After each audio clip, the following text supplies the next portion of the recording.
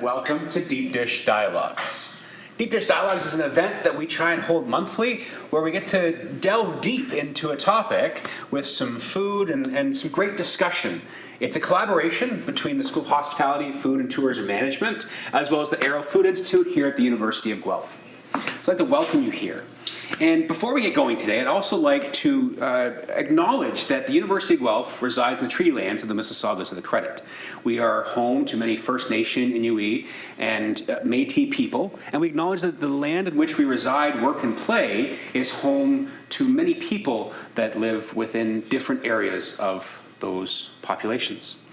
With that, I'd like to move our discussion today, or welcome our discussion today with Vanessa Yu, who's going to talk to us about food justice, but share her stories. And so I want today to be a bit of a more relaxed, deep dish dialogue where we get to discuss topics of food justice and the food industry. And so I'd like to welcome Vanessa here today to be with us. Thank you. Thank you so much. Yeah. It's good to see everybody. So today you see a lot of different sauces in front of us. Can you share a little bit of what you're going to prepare and share with everyone? Sure. So I actually only made one of the sauces, and there's a story behind it. But in fact, and Mark had just said I'm going to be sharing my stories, but some of the stories are going to be the stories that I've seen and participated in and observed, because one of my backgrounds is anthropology, so I do tend to see things that are sometimes invisible to others. But going back to the food, we're going to be having samosas and pakoras that are prepared by, there's two types of pakoras. They're made by Banglar Sad, a collective in Regent Park that are Bengali women. Okay. I can explain a little more about that. And then the other, you may know them, they're a little bit famous, Sultan of Samosas. Mm-hmm. And I was overthinking it a little in preparation. I was like, you know what? I do know how to cook, but I think it'll be better for dialogue if I just reheat some things. Yeah. That's wonderful. Well, thank you. So we were talking about food justice a little bit before today and talking about what the topic would be for this week. So how does pakoras and samosas relate to food justice? Well, in many ways, and in this perspective, I will speak from my own perspective when it relates to how it relates to food justice. So I will tell you the story of Banglar Sad to begin with. Banglar Sad is a collective of 15 women, and they met in a community garden, and they all come from different places, but immigrated between like 5 to 10 years ago, and many of their partners, their husbands, in this case, don't want them to work. And so there's that element, which, as you may understand, can create a lot of reliance and dependence and potentially risky situations at home, right? If you don't have a bank account, which I had to learn really quickly how to help them set up bank accounts. But they know a lot about growing food and how to prepare food. And so through this community garden, they started to organize and make meals for themselves. And so now, with the help of one of their main coordinators, they prepare food and we help them sell it. On top of that, though, their kids, some of whom I've met, it makes them really proud to see their moms making this food, and it brings the level of their food rather than, you've probably heard this trope of the stinky immigrant lunch, but now they're proud to be I actually want to learn how to cook Bengali food. Whereas in the past, if and when one of them wanted to go to culinary school, it would be, well, I want to learn French cuisine. Moreover, one of the only choices at culinary school is French. And that speaks a lot, it goes beyond Banglar Sad, is what are our choices, right? When it comes to fostering workforce development in the future for all ranges of whether it's growing food, to restaurants, to catering and consumer packaged goods, etc. Relates to staffing, etc. But I've just touched on a few things and how this relates. So their pakoras, incidentally, are gluten-free, they're vegan, they're a favorite the sauce that looks, this one here, those herbs are grown in their garden, and I want to drink it. I like to call it like, it's like a slightly savory smoothie. I tend towards savory things, and smoothies are usually sweet, but I'm like, I could drink this, it's so good. But those herbs are also from their gardens. Yeah. That's wonderful. Well, talking about community groups, and I know that you work a lot with community groups, how did working with community groups come about? I mean, and Cater Toronto, the organization you started in 2014, how did that come about, and what does it do? Okay, so in a small nutshell, it was supposed to be a 5-hour-a-week side project while I was working on refugee mental health learning tools for a curriculum for the healthcare sector and the social service sector. And my own story ties into this in the sense of I have immigrant parents that had a restaurant that is quite old and in its own place, kind of like a legacy place, and I'm a daughter. I need to say that this is not typical of all Chinese Canadian families, but in my family, I'm a girl, and it doesn't mean a lot. And so it gets bypassed. But beyond my story, if anybody's thinking of doing a dissertation, please do some research. I almost can guarantee that when it comes to succession, it bypasses the women, and it has to do with rules and inheritance and culture and a lot of things. Having said that, so I was doing the professional thing I had a professional job. It didn't have to do with food, like made my parents proud. But I was still very much I always throughout this worked in different restaurants and food service spaces. I loved it. Front of the house, back of the house, dishes, expediter, all of the above. And so I always had this side project or side jobs, which is a privilege to be sure that I could kind of do one stable thing and dip in and out of different food spaces. So a friend of mine said, didn't really know how to write grants and said, okay, can you help me write a grant? I said, well, I'm not going to write a grant proposal for a project that is just reinventing the wheel. And at the time, and still to some degree, notions of community gardens and food security were quite watered down and superficial in my view. And so I said, this is what I'm seeing and really frustrates me. And he said, okay, write it, do it, whatever. And so what I was seeing was all across the city, what they were calling at the time was called priority neighborhoods, which was just glossy words for racialized, newcomer, communities where development and integration needed to happen. And so I was seeing these check marks being crossed off where they would tell people, oh, you're making food that's unsafe. We're going to give you a free food handler certificate. And then all of a sudden they were working at, no disrespect, but Tim Hortons, McDonald's, Wendy's, etc. And I have a lot of experience from different perspectives, and so I'm not trying to badmouth these places. There's a lot of parts of the problem. So what a lot of people don't know is there's what's known as, there's refugees, and even how we qualify them is different, but there's what's known as economic immigrants. So you need to have a certain level of wealth and health to come. And for time, it is known that in Canada, your health declines when you come to Canada. It's really bad. Having said that, in the broad category of economic immigration, they recruit doctors and architects and engineers and accountants. So I was going to these spaces where all of a sudden you've got all these people that are learning. First of all, they're told that their food is dirty. You have to learn how to food handle. And then these doctors who are trying to navigate this system, which you're probably aware of as patients looking for doctors, are now working at McDonald's.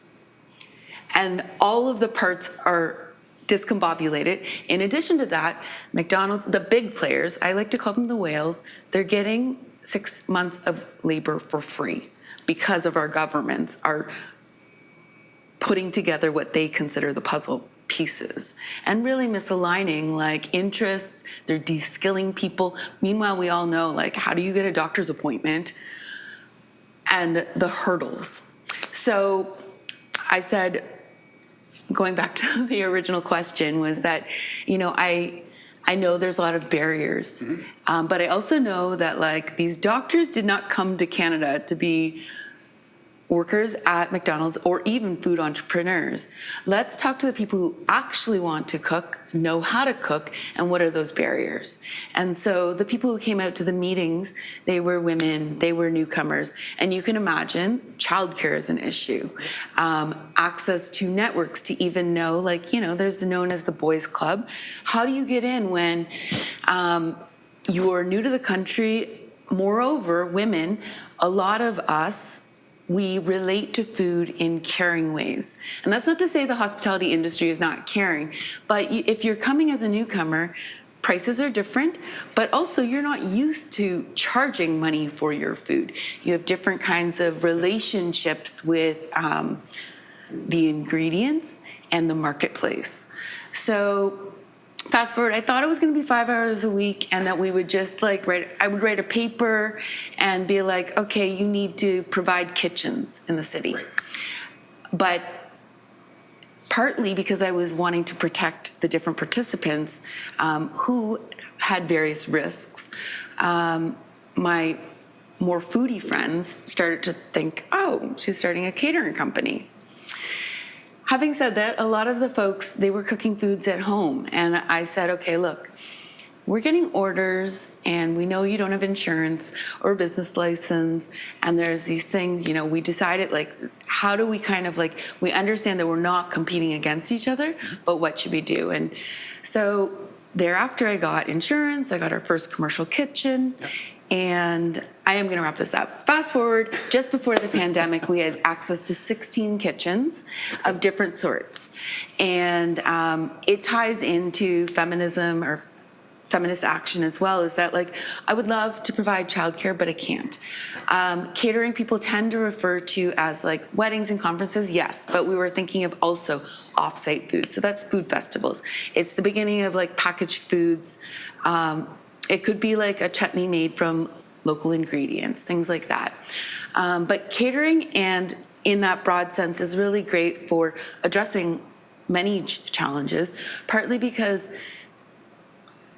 while we have childcare and the burden continues to be on women, and there are other violences, there's transportation, there's housing, there's so many things that are related to the social determinants of health.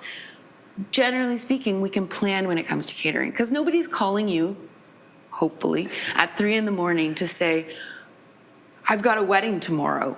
Usually, right. And it helps you like plan life. And that can also mean like, okay, this is really going well. Next year, I'm going to contact a farmer and they're going to grow the chilies that I want. So it allows us to plan and actually create some independence from the existing structures. And that means like big ag. It means like creating the inroads to be able to like work with delivery that will be paid, and it's not reliant on like, oh, you need to do this for free or cheap. And so right. It kind of kept going from there. Okay, I told you I was very long-winded. No, that's okay. Okay. So you did mention a used term, community kitchen. Yes. Right? Can you define that term, people? Okay, give me a second. Hot oil. Okay. So I'm going to put together a community and commissary kitchen. Sure. And so community and commissary kitchen it doesn't mean that it's not necessarily certified. It should be certified. Yep. For commercial use. But it's a space where people can learn and connect and share resources. It can also lower the price of like getting your own kitchen. Right. And they come in different forms. Like this could be, I don't know what you call this per se, but I think where I'm kind of fumbling is that there's different notions in different places and then different regulations. Yes. But the point is that it's not just like one person. Community is more than one person, Yep. right? And so I think I'll leave it at that. It's a place where people can connect around whatever their interests are. Okay. Okay, and so preparing food, whether that be for the community, whether that be for other people that are looking for them to prepare food for them. So when we look up in papers or news, we hear about community kitchens. We also hear another term. Pardon me? We hear another term, and the term sometimes is a dark kitchen or a ghost kitchen. How does this differ from a community kitchen in your viewpoint? So there's still a lot of like, it's quite a new concept for a Yeah. lot of people. And it tends to be like in the EU and other places, they'll call them dark kitchens. Yeah. And then they tend to call them ghost kitchens in North America. Yeah. And there's actually like a trademarked brand called Ghost Kitchens that doesn't own the term, but that's Right. what they're calling it. And so the main distinction to me, I think, is first and foremost, all of these kitchens can exist in your neighborhood and you might not know. And I don't necessarily think that that's a good thing or a bad thing. They can be large, they can be small. But one of the key distinctions for me is that ghost kitchens and dark kitchens are tied to a different economic model, Okay. and specifically investment and air quotes innovation, and a different business model and technology. So to be sure, ghost kitchens and like the model in many regards is like, you know, we've had commissary kitchens for a really long time. And all over the world. Like it's ways that we connect, you know? Like you can even think of, like let's say in Mexico where it is an operator and people bring in their tortillas, their masa, or like in France or like in different times where there was only one oven. So that's a different model. But to say the least, the ghost kitchens and dark kitchens they have a different business model in mind. Okay. Is are the pakoras ready? Yeah. Thanks.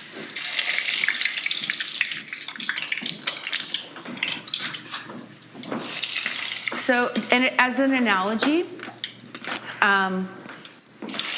or maybe one of the follow-up questions will be about like how, like what else about investment? Wouldn't that be a good thing? Because we're all talking about how the costs of kitchens and real We're talking estate are about how kitchens expensive. survive, right? Yeah. And how to drive revenue. And so a lot of restaurants have really gone to this idea that, you know, we can have more than just serving in. You can have people that purchase and take away, and that's become a big component. And we were actually discussing before this, and I don't know if any of you have seen it, but if you go to quick service restaurants now, more than half people in the lineup in the store are people that are there to pick up the food to take it to someone. Mm-hmm. So how does that change the business model and how the industry functions?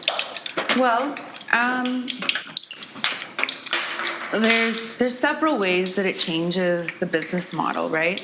To be sure, like I think that when you first think of, you know, let's use the broad term shared kitchen. You know, everybody's paying rent. It might seem superficially that like a ghost kitchen would be a good idea. Like, why not add technology to a community kitchen? But when you think about, for example, an investor, what do they want? They're going to want to increase their profit. So let's take this kitchen. If we break it up into 6 and there's an investor, they're not going to be like, let's keep the price the same. They want to make close to 6 times the price for this kitchen versus how do we split up this kitchen into 6 equal parts, right? And so that means who can actually afford to use this kitchen. So it's not like actually like, let's allow more folks in. At a consumer level, it might be awesome to be like, oh, like now I can order something from downtown in Guelph And I'm not like hating on individuals, like, because it does sound awesome. Having said that, if you are a successful business, a food operator, you're gonna care, your customers are gonna care if the food comes out the same way. So you're going to hire somebody, like I know how to do this, but like to modify your menu so that it can be cranked out of the same kitchen in Guelph as in Toronto. And so the relationship is, can you imagine, you know, people complain about airplane food all the time. Those kitchens, the menu's been modified, but it's also been used, created so that it can come out of like 1 or 2 machines. And so that also means that like we know, or some folks know, that like it affects agriculture in the sense where we're expecting certain formats and only certain things can go through machines to be cut, but it also means reducing labor. So you've got great machines, and I'm not against machines. I don't think everything needs to be made from scratch, but you're actually getting versions of glorified airplane food that comes out of a bag, put in the freezer, or put into the Alto-Shaam and the Rational, which I love as machines, to be honest. But your kitchen is now like 1 staff person. And often, and because a lot of these ghost kitchens, they're coming from the US or like multinationals, there's no accountability for those staff people. And they literally, it's like this cloud where the staff person is by themselves in this kitchen, just pressing the buttons for 5 different operators, and it's going out. Yeah. So we'll pause for a second our discussion, because I'd like you to explain a little bit of what's here. Now for you at home, you get to watch and just savor and salivate. We get to actually try. But if you can explain kind of what the 2 different ones are and maybe what some of the sauces are, Sure. And then people around can taste. Okay, so this is a spinach pakora. And this is a lentil pakora. Both are incidentally gluten-free. And the spinach and chickpeas. So there's all of the, you know, key marketing / nutritional value. There's protein, there's no gluten, there's no dairy in these. They're made by Banglar Sad, the group of women that I've mentioned to you. They have a core group, and then they have the dessert ladies. And they always want me to remind our customers that they make their desserts from scratch, because many of the different operators will use a mix. Again, sometimes mixes are okay, but you can taste the difference. And in fact, they've been featured by CBC as like some of the best Bengali food in Toronto, or the best Bengali food. They make a range of incredible eats. Yep.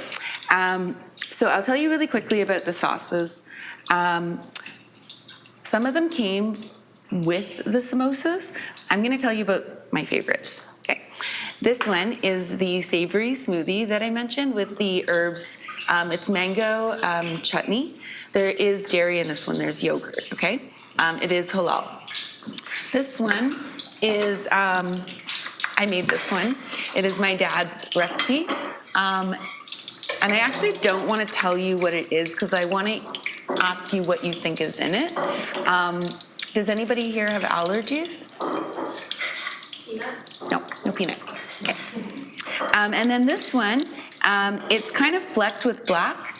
It came out of a jar, and it is the best. I've not been able to make any better or find any better. And what you could do is compare the 2 that are similar, and you tell me what you think, which one is better. I'm going to leave it at that. Yeah. Nothing is overly spicy, but very, very well spiced. Thank you. No problem. Thank you. And I'm up here preparing first the vegetarian samosas, and then there'll be mutton and paprika chicken. Any questions for everyone right now? Bruce, go ahead. I have a question, Vanessa. You mentioned that a few of your discussion points you brought government into it.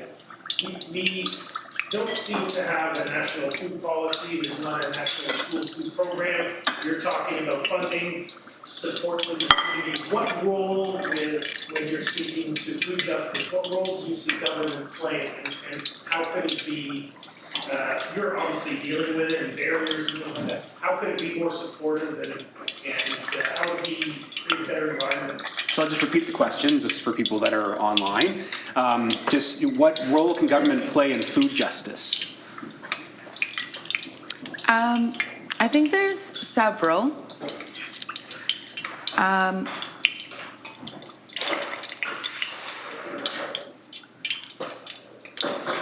I think part of this is a story. For many of you, you know that in North America, one of the very first jobs that young people and newcomers to North America and in Canada is in food and retail. I can't remember the statistic, but it's something like 90-ish%. It's massive, right? And whether they continue in that or it's their first job. I think the number one thing is that what government can do is put people who have worked in food and retail in decision-making positions. Because it's amazing. It's like as though, like there's this 90% who have worked in food, and yet nobody with the decision-making power has worked in food. And that's from architects, that is from policymakers, and I mean not like I designed an ad. I'm talking about hands in, elbows deep, worked in food. And that would help with the design of kitchens, it would help with the design of even buildings where the delivery drivers may be rolling up. It just why do we continue to allow people who do not know food make decisions? So that's one. That is I think ultimately one of them, but it is related to building capacity. And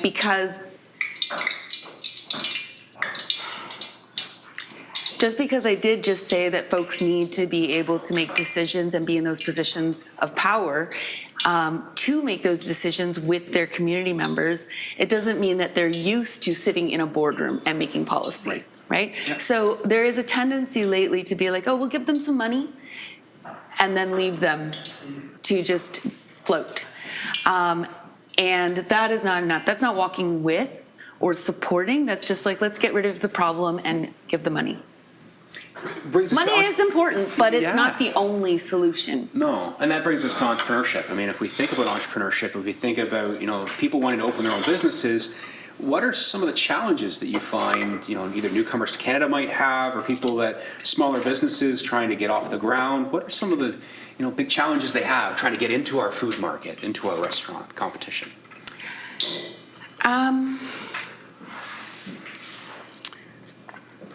I think a lot of commercial access, and I don't just mean money, I mean networks,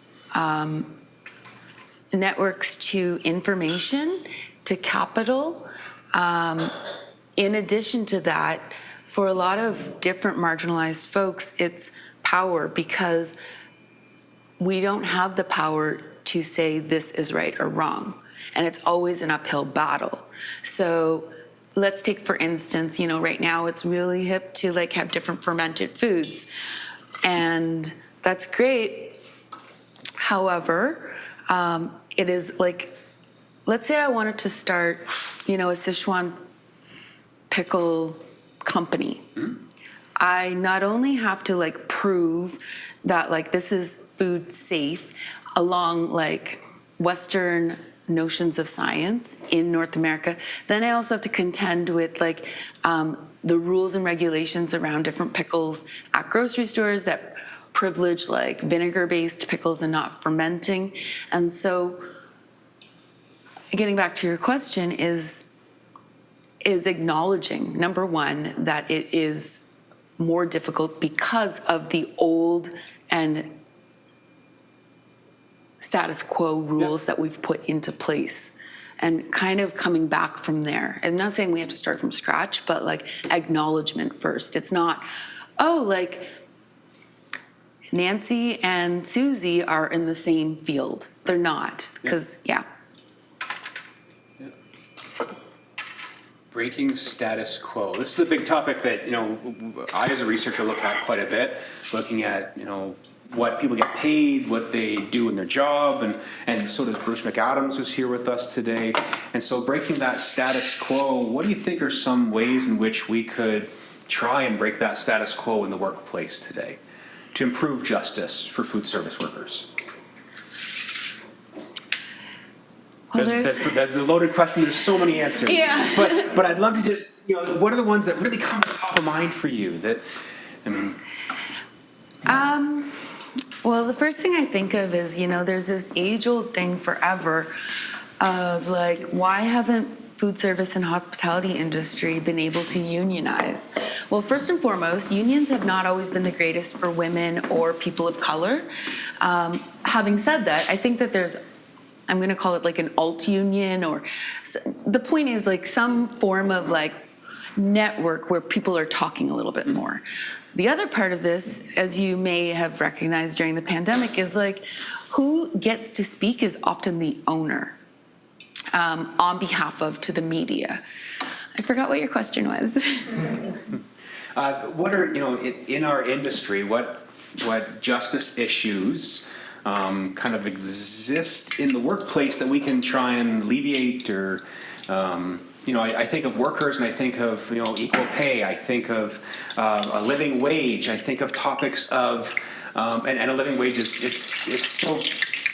What does that mean, right? What does a living wage mean? And a living wage in Guelph is very different than a living wage in Toronto. And so, what does social justice mean, and what are some ways we can try and help realize more social justice in our food service industry, in the food industry? Yeah. I think a lot more dialogue and transparency and accountability. In Canada and in Toronto, a lot more businesses are small than large, right? There's certain categories of how many staff. It's usually under 10 staff that's small, and then there's medium. It's huge leaps between them, to be sure. And one of the things I find frustrating in my work and observations is that we often find that we're pitted at the small level, owner versus worker. And to be sure, there is a difference, but at the scale of food service that we're talking about, a lot of them are small. And when you pit these two against each other, we're not looking beyond that to big corporations. I mentioned earlier that McDonald's and Tim Hortons, they get free labor. And most independent operators that I know and owners have no idea about access to that. Moreover, it's not built for them. The social service and community sector, they don't actually want to deal with the independents because it is more challenging. It's not like a formula. But if we are paying taxes at the commercial or private level and as individuals, we owe it to ourselves at different levels to have these conversations. Like, so many folks are like, what do you mean that I could get this? And I think if and how owners and workers could speak a little bit more transparently about the different issues, they'd be able to kind of come together more. As another example, like I have full-grown adults, we often focus on youth, and to be sure, like I think that the air quotes working age group is overlooked because they're air quotes productive members of society. But I was going somewhere with this.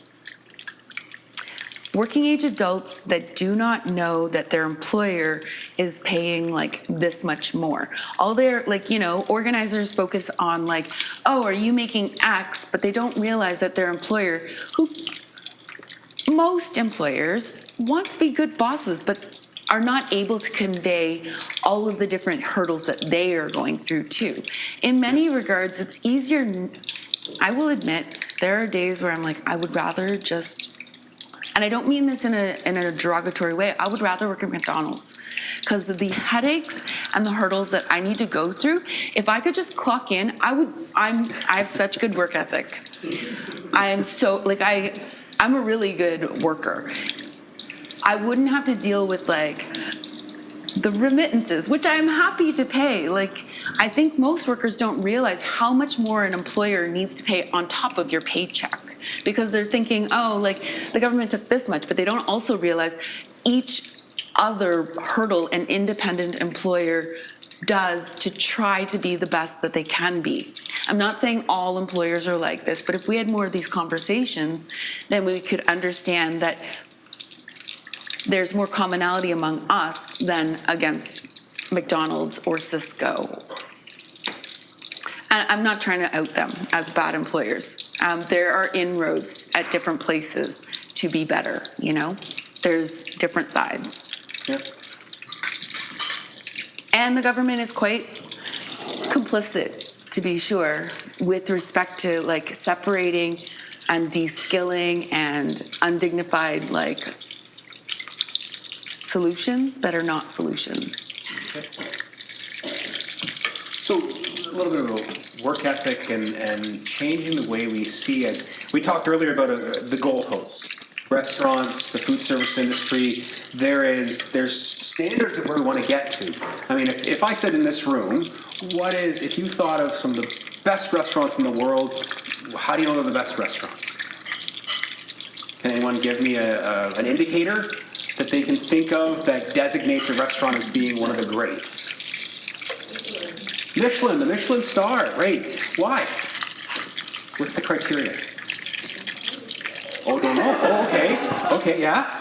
That the went to their restaurant and worked the Michelin and they reviewed it and decided it was one of the best. Okay. And so we, as sitting around this table, go, Michelin. I know what Michelin is. I mean, it's a rating. We know that someone reviewed it and thought it was great, and they went there. And Michelin is a rating system, and it does rate the quality of a restaurant based on standards that Michelin has set, right? But I remember, and I like telling stories too sometimes, and my students don't that too much. When I was a kid, I remember going to restaurants, and I judged a restaurant. I walked in, and it was the atmosphere. It was the people behind the counter. And I used to go to this one restaurant. It was a Greek family, and the food was just amazing. And it was the experience I had. And so I judged a restaurant by, when I left, how happy did I feel about the experience I had. And so those experiences, how do we change the indicators that we rate restaurants around? Right? And I think that's kind of a challenge. Yeah, how do you folks decide, like, what makes a good date night versus which is the restaurant that you bring, the kid that you are babysitting to, like, or what is the special place you go for anniversary? Yeah. I look at the Google reviews and I see people said that they like the service as well as the food. Yeah. There's Yelp, there's all these things now. That I think have allowed for smaller businesses to get a bigger upper hand, because at least they can start getting word of mouth out there without having to put money behind that marketing effort, right? Which helps a little. Anyone else? How else do you choose where you go?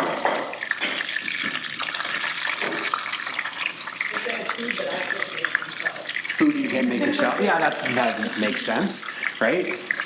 So it's the standard we've set for restaurants, and I think trying to maybe sometimes change what that standard is or what they get measured against might be one way in which we can start looking for a more equitable way in which we eat, right? Mm-hmm. Most businesses are in business to do what?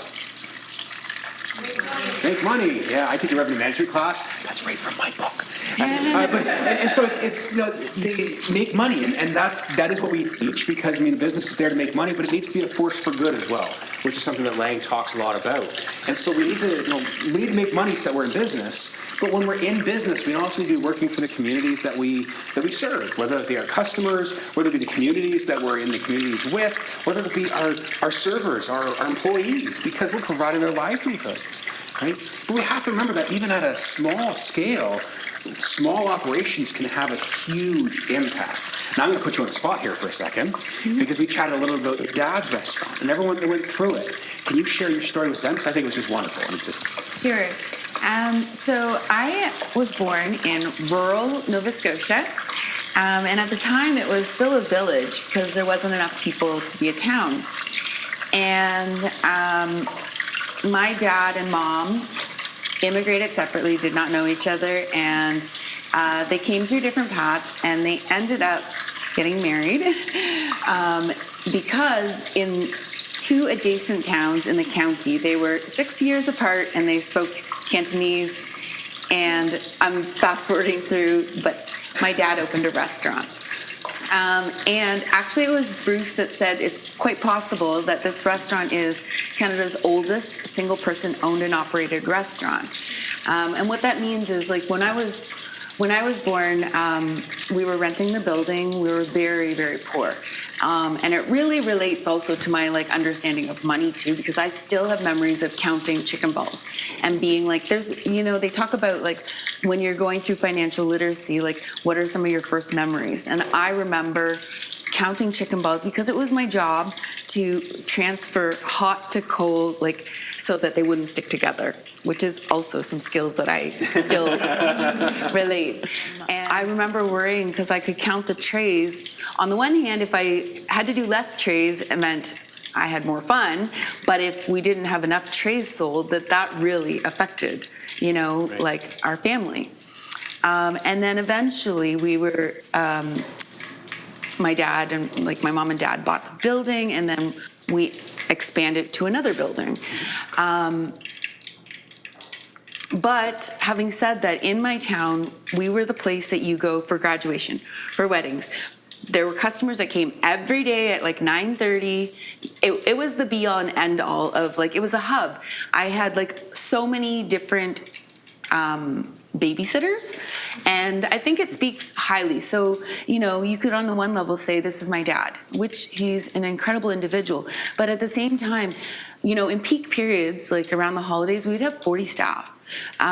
When my dad got really bad bean sprouts, he was like, he wanted the quality to be there.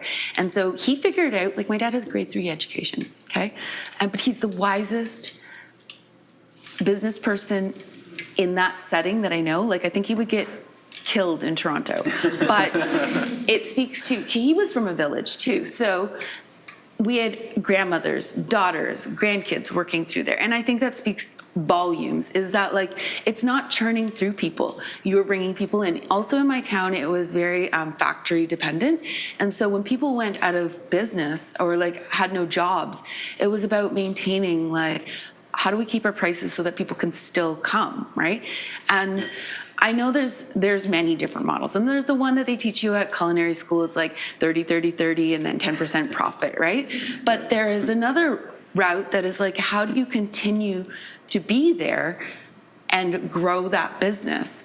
I did mention this also, that in the big business schools around hospitality, those metrics even today are like, how do you define a successful business? And it's, how many outlets do you have? What is your profit margins? And what that does when we're thinking about, like, how even better Canada could be for food systems, it means that we need to consider, for example, my dad's company or restaurant, many other restaurants that for generations, like, they started small, they got big, and then they sent me to school. I mean, I paid for my own school, it's another story. But the point is that, like, it fulfills something in the community, it created jobs, it did local bean sprouts, it taught people, it integrated people into what, like, oh, what is rice even? You know, it becomes a community space where social, economic, cultural, and to some degree, like, some political things can happen in a 3 times a day kind of situation, right? Okay. Yeah. Folks, eat, please. So we've been talking a lot. Maybe I can put it out to everyone to ask some questions. I can kick it off. Sure, go So ahead. you're just talking about metrics of success, and we're at an educational institution. And so what role do we play? And can you see you can play a role in changing mindset of how to measure success, and what would some of those things be? Are they all focused on measuring the success of the community, or are there other things? I think when I think of academics and research, and this is not unique to food, I think of health research. what we need to kind of think about is relationships and longevity. And so just more on like a research methods perspective, it can't just be pre and post. It's the between and the glue and longevity, right? So as an example, Mark had mentioned apples. Do you want to just touch on the apples and the wine? Sure. Piece that you were talking? A few years ago, Niagara, or many years ago actually, Niagara went through what they call the Grape Acreage Reduction Program. So they started to witness in Niagara that apples weren't being purchased as much, and the canneries closed down because really you could get fresh apples anywhere because of globalization. And so we didn't need to have apples canned all the time. And so the government actually invested and said for anyone that's willing to pull their apple orchards and replant vineyards, they would pay for part of that replantation. And so they replanted vines. And this allowed the farmers that were there, the agricultural sector, to still produce agriculture and produce a product that was native to Canada. But it also provided them an opportunity to produce a product that had a bit of a local attachment, right? When you talk about wine, you can't say, wine, I'm going to drink a Pinot. Well, where's the Pinot from? People ask, right? When you're getting an apple, does someone say, where's your apple from? Not always, right? So wine allowed them to have that geographic component. And so it's allowed the wine industry to really still drive acreages and to still maintain an agricultural commodity or an agricultural product that gets produced and sold. And so it was allowed, the government in that point really helped to interject some money into an area that needed it. Yeah. So that's a good example, and I can't say that I know exactly where it went wrong. It went wrong is my example to follow up on that. So folks probably know that there's government subsidies for farmers, etc. You may have seen at your local farmers market or maybe like on websites this like World Food Program. First and foremost, that like kind of separates things as like these are the others and other food, other people. So that's a superficial thing, first of all, because you could change the words and we're probably aware of the appropriation of words. So let's just leave the words and the language aside for now. There were subsidies. I'm going to talk about two main ones. One was for what's known as black chickens or silky chickens. So the ag industry and the government decided they had identified a desire for black chickens. So their bones are like blue-black and they're used in soups and stews and things like that. So they gave all these farmers like these chickens and said, go for it. And they ended up slaughtering them all and sending them to abattoirs of whatever sorts, but the farmers didn't and were not connected to the retailers or distributors. So it was a huge waste where there was an opportunity and a demand, but just left them as here's the money, do it, and then waste.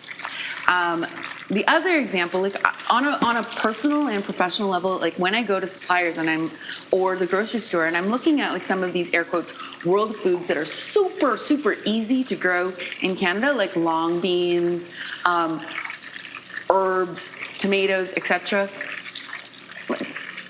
Tomatoes could be a world food too. We just kind of co-opted it, just like peaches, which are from China. The point is that like the ties in, it's just, there's a desire to make it easy, here's the money, and then not tie it to the actual need. And so when you go to the grocery store, like I don't know, do folks know what long beans are? They're like this, right? They're like $7 a pound at the grocery store. Sometimes I want to leave and be like, I want to be a farmer because I'm going to grow these. Like the herbs that all of like the Asian markets for, like not just Asian markets, but like the ones that you see in Vietnamese food, those are like $14 a pound. Like we talk about like, salad greens being like printing money. Do it. But I'm going to do long beans and herbs because there's a huge market. And why are we getting it from like Mexico? Why are we doing these things when like we're talking about, everybody keeps talking about like we need to do more local food. These are super profitable. Why aren't we doing it? It's also space efficient. And it's just like, why don't we have people who work in food and farming making decisions and making those connections? Instead, do you know before the pandemic or just at the outset of the pandemic, little me, who has no marketing budget, I got a phone call from a farmer I can't even remember the company. I can look at the email that like got passed down to me. So I'm not Second Harvest. I'm not like Food Share. That means they got through this and called me and said, I have 20,000 cases of cucumbers. Cases, not cucumbers. Can you help me? Like, will you take them? First of all, like, there's like something that's known as the charity industrial complex. But furthermore, you went through all those hoops, and I have said, again, little voice, nobody's listening to me, we need infrastructure. If we're gonna do local food, we need infrastructure to preserve it, pack it, instead of like, I'm from Nova Scotia again, sending the blueberries to the States to wash and put in a clamshell and then send back to us. And then we're like, why is it so expensive? And then the farmers don't get very much. It's just like, we need infrastructure. Buildings, and not just buildings, but like some startup funding to be like, okay, what I like to say is you've got a kitchen, but you also need a coordinator. It's not just the place, you need to keep the action happening. And again, it goes back to like, not just here's some money, go. It's like, how do we do it together? And account for labor that people don't often account for. That's my, like, I do tend to go into rants. That's okay. Okay, these ones are chicken paprika. Any questions online? Yeah. For academics who want to make their research more integrated and collaborative, and like you say, have more than just starts and ends with something that can actually make an impact on communities. And I guess the research is across campus and all different disciplines. What would be your advice? What did you just say? You listened to? For researchers in all different disciplines, what would be your advice for how they start making their research more collaborative and more integrated into how society actually works in community? So I'll just repeat that. So how can researchers make their work more collaborative and integrated into society and how it works? Yeah. Well,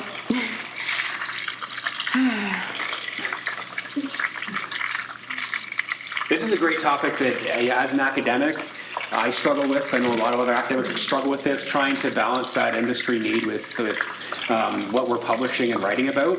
And one way that I've found to do that is finding partners at the start of the research. Like going to industry, asking what are the problems you're facing, and trying to solve and work with them to solve the problem. So at the end of the day, the output is not just a research paper that gets put into a journal that some Never people gets will read, read. right? Yeah. Some people will read in a class that they're told to read. But I mean, I think in that case, you can get a white paper out of it, you can get an actual outcome out of it, and you can get the publication, right? And so you're helping community while you're publishing.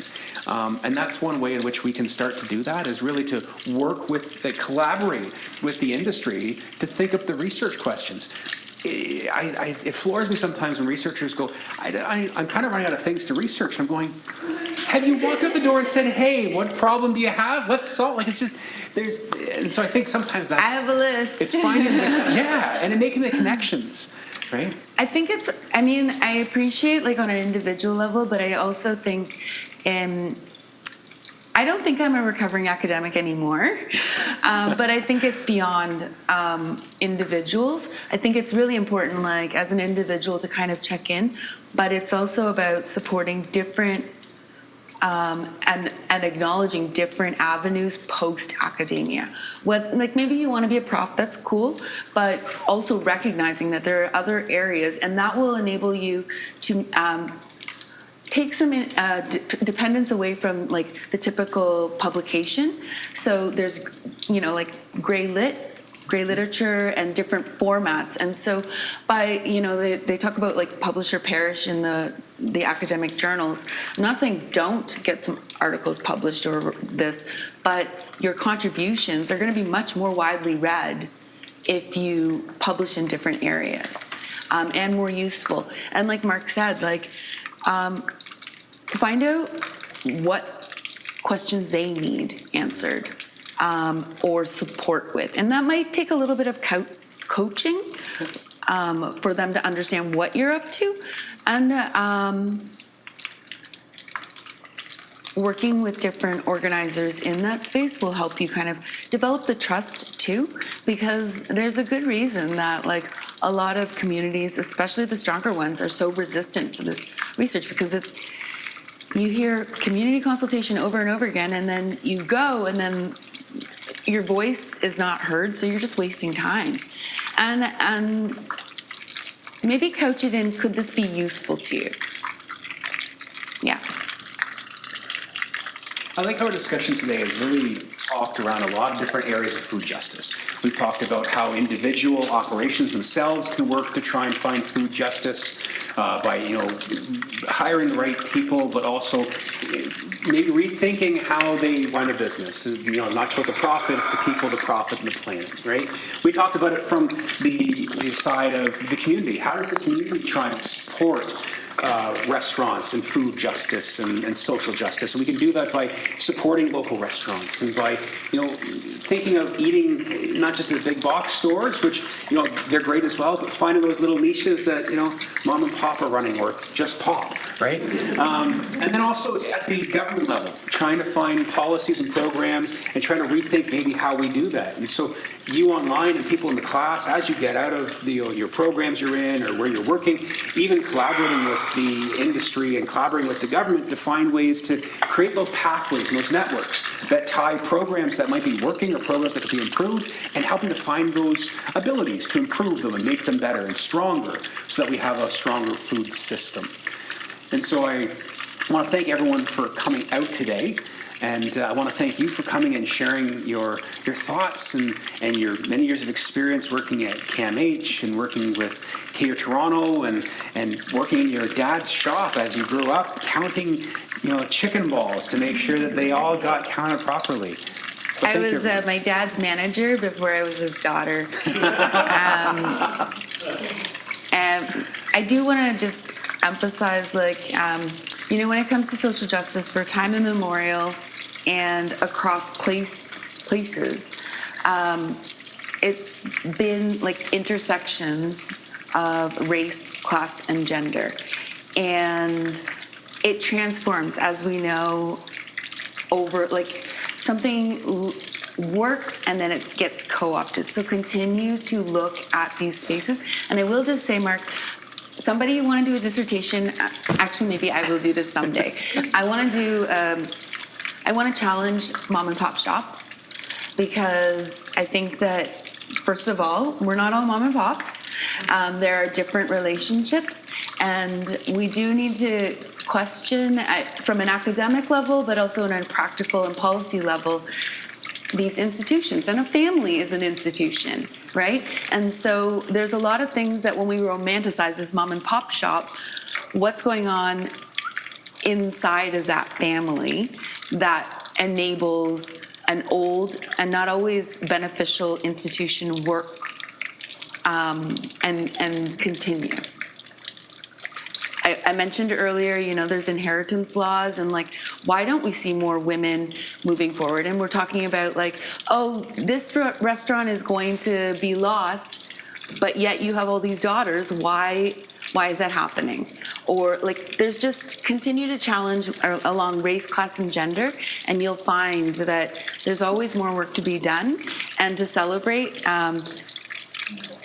the people who may not be on the placard that says owner, right? Because they're contributing too. Even if it is making sure at home that meals and the kids and all of these things are taken care of, so that the man can do it. Thank you, Vanessa. And thank you everyone for joining us today. Eat up. There is tons. Yes. Thank you.